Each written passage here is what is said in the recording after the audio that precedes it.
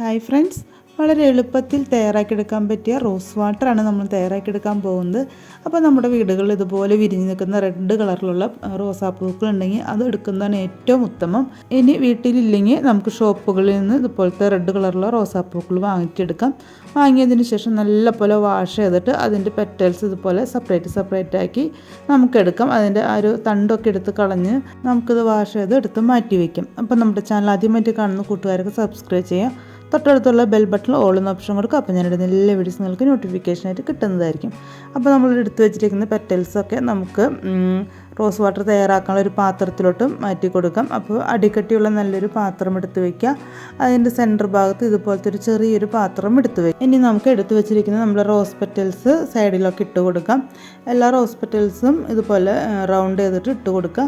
ആ സെൻറ്ററിലുള്ള വെച്ചിരിക്കുന്ന ചെറിയ പാത്രത്തിലോട്ട് റോസ് പെറ്റൽസ് ഒന്നും തന്നെ വീഴാൻ പാടില്ല. അതുപോലെ വെള്ളത്തിൻ്റെ അംശമൊന്നും ഉണ്ടാവാനും പാടില്ല. ഇനി നമുക്ക് ആ ഒരു സെൻറ്ററിൽ വന്നിരിക്കുന്ന പാത്രത്തിൻ്റെ ആ റോസ് പെറ്റൽസൊക്കെ മാറ്റി ക്ലീൻ ചെയ്ത് വെച്ച് കൊടുക്കാം.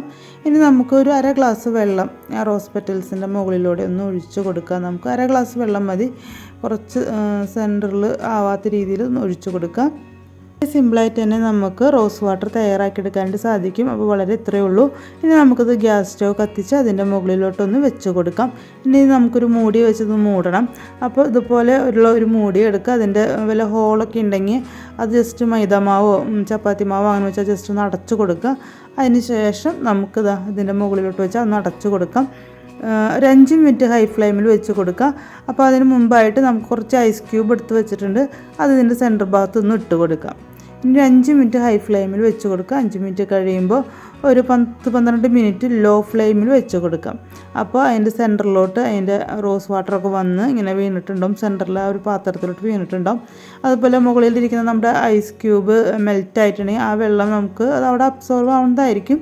ഇനി അത് വേണമെങ്കിൽ ഒരു സ്പൂൺ ഉപയോഗിച്ചിട്ട് ഇതുപോലെ മാറ്റി കൊടുക്കാം. അത് കഴിഞ്ഞിട്ട് ഐസ് ക്യൂബ് വേണമെങ്കിൽ കുറച്ചും കൂടി നമുക്ക് ഇട്ട് കൊടുക്കാം. അങ്ങനെ ഒരു 10-12 മിനിറ്റ് അങ്ങനെ വെച്ച് കൊടുക്കുക. അപ്പോൾ റോസ് വാട്ടറൊക്കെ സെൻറ്ററിൽ വെച്ചിരിക്കുന്ന ആ ഒരു പാത്രത്തിൽ ശേഖരിച്ച് വന്നിട്ടുണ്ടാവും. ഇപ്പോൾ നമ്മുടെ ഒരു 10-12 മിനിറ്റ് ആയിട്ടുണ്ട്. നമുക്ക് തീയൊക്കെ ഓഫാക്കി കൊടുക്കാം.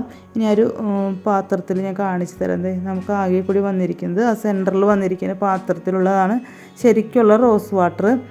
പാത്രത്തിന് ചൂടുണ്ട്, എന്നാലും ഞാൻ എടുത്ത് മാറ്റിയതാണ്. ഇത് കണ്ടില്ല, ഇത്രയാണ് ശരിക്കുള്ള റോസ് വാട്ടർ നമുക്ക് കിട്ടിയിരിക്കുന്നത്. വളരെ ഈസി ആയിട്ട് തന്നെ ഹോം മെയ്ഡായിട്ട് തന്നെ നമുക്കിതിൽ റോസ് വാട്ടർ തയ്യാറാക്കിയെടുക്കാൻ സാധിക്കും. സൗന്ദര്യ സംരക്ഷണത്തിന് ഏറ്റവും ബെസ്റ്റായിട്ടുള്ള ഒന്നാണ് ഇതുപോലെയുള്ള നാച്ചുറൽ ആയിട്ടുള്ള റോസ് വാട്ടർ.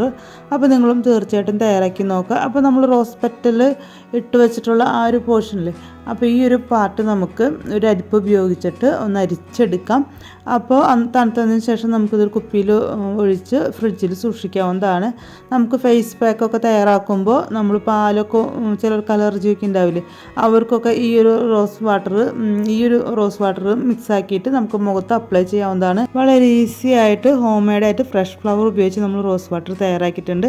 ഇഷ്ടപ്പെട്ടെങ്കിൽ ലൈക്ക് ചെയ്യുക, കമൻറ്റ്, ഷെയർ ചെയ്യുക, സബ്സ്ക്രൈബ് ചെയ്യാണ്ട് കാണുന്നുണ്ട് സബ്സ്ക്രൈബ് ചെയ്യാൻ. വരെ വീഡിയോ കൊണ്ട് സപ്പോർട്ട് ചെയ്ത് എല്ലാവർക്കും താങ്ക് യു.